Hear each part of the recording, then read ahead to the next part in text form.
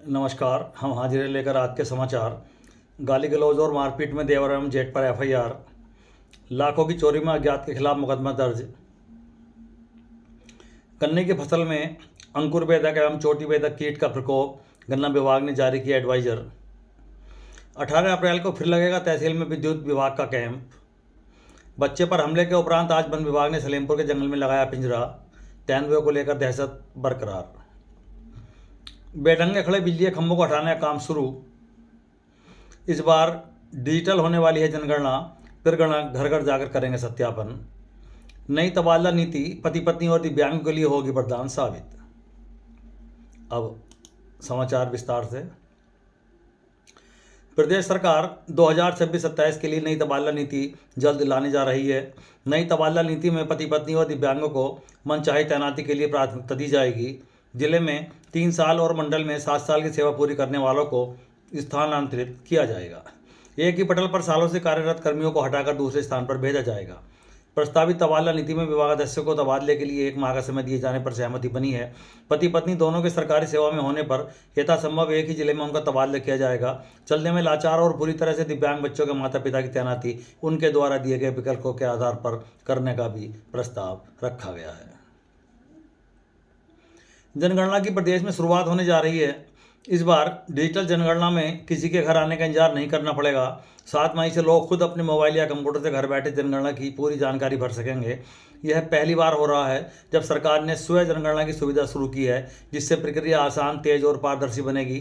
जनगणना के पहले चरण में 21 मई तक स्वयं गणना की सुविधा रहेगी। इसके बाद 22 मई से 20 जून तक प्रगणक घर घर जाकर जनगणना के 33 सवाल पूछेंगे और स्वयं गणना का सत्यापन भी करेंगे। उमरी कला में बेढंगे खड़े बिजली के खंभों को हटाने का काम नगर पंचायत अध्यक्ष हाजी उस्मान अली ने शुरू करा दिया है। उन्होंने बताया कि उमरी कला में कुछ खंभे नालियों में खड़े हैं, कुछ खंभे सड़कों के बीच में आ गए हैं, जिसकी वजह से आवागमन भी बाधित होता है और कुछ खंभों का कोई उपयोग भी नहीं हो रहा है। इससे सड़कों की सफाई व्यवस्था भी खराब हो रही थी। नगरवासियों द्वारा इस मामले में जानकारी देने पर हाजी उस्मान अली ने अपने कर्मचारियों को लगाकर खंभे हटाने का काम शुरू कराया है। सलेमपुर गांव के राजीव का परिवार जंगल में गेहूं कुटाई कर रहा था। शाम को वह गेहूं इकट्ठा कर रहे थे। उनके साथ उनका 5 साल का बेटा लभ्यांश भी था। तभी अचानक अन्य खेत से तेंदुए ने आकर लभ्यांश पर हमला कर दिया और उसे दबोचकर खेत के अंदर ले जाने लगा। बच्चे के चीखने की आवाज़ सुनकर राजीव और उसकी पत्नी उछोड़ दौड़ पड़े और तेंदुए से भिड़ते हुए बच्चे को उसके चंगुल से बचा लिया, लेकिन तब तक बच्चा काफ़ी घायल हो गया। घायल बच्चे को सरकारी अस्पताल लाया गया, जहाँ से प्राथमिक उपचार देकर उसे जिला अस्पताल के लिए भेज दिया गया। बता दें कि 25 दिन के भीतर तेंदुआ बच्चों समेत कई लोगों पर हमला कर चुका है। केवल एक तेंदुआ अभी तक पकड़ा गया है, बाकी पिंजरे खाली हैं। लोगों ने तेंदुओं से निजात दिलाने की मांग उठाई और कहा कि इस संबंध में शासन और प्रशासन को जरूरी कदम उठाने चाहिए। हालांकि वन विभाग ने आज सलेमपुर के जंगल में जाकर पिंजरा लगा दिया है। बिजली विभाग की ज़्यादा शिकायत पाए जाने पर मंडलायुक्त के आदेश से 18 अप्रैल को एक बार फिर तहसील में विद्युत विभाग का कैंप लगाया जाएगा। उक्त निर्देश उप जिलाधिकारी संतदास पवार ने उपखंड अधिकारी कांठ और अगवानपुर को दिए हैं। दिए निर्देशों में बताया गया कि 9 अप्रैल को गढ़ी गांव में ग्राम चौपाल का आयोजन किया गया था, जिसमें मंडल आयुक्त के सामने बिजली विभाग की ज़्यादा शिकायतें आईं, तो उन्होंने कैंप लगाकर इन शिकायतों के निस्तारण के निर्देश दिए। इस क्रम में 16 अप्रैल को नगर पंचायत कार्यालय परिसर में विद्युत विभाग ने कैंप लगाया, मगर उसमें मात्र 10 शिकायतें आईं, जिनमें 5 का मौके पर निस्तारण किया गया।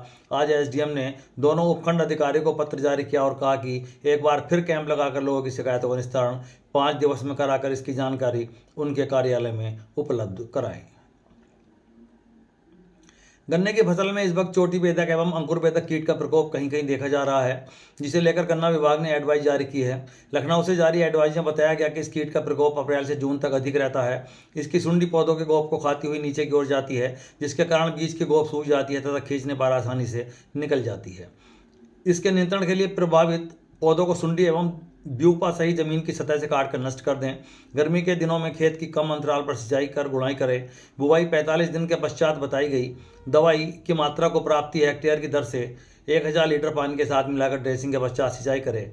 बताया गया कि चोटी बेधक कीट के मादा सलब जैसे सफ़ेद रंग के होते हैं तथा पीछे की ओर नारंगी रंग की रोएदार संरचना पाई जाती है। यह रात्रि में गन्ने की पत्तियों के मध्य सिरा के पास 75 से 250 अंडों के समूह में अंडे देती है, जो एक दूसरे पर चढ़े हुए होते हैं तथा भूरे रंग के रोए से ढके रहते हैं, जो कि पट्टी की मध्य सिरा से होते हुए अगोले तक पहुंच जाती है तथा अगोले की बिना खुली पत्तियों को खाती रहती है।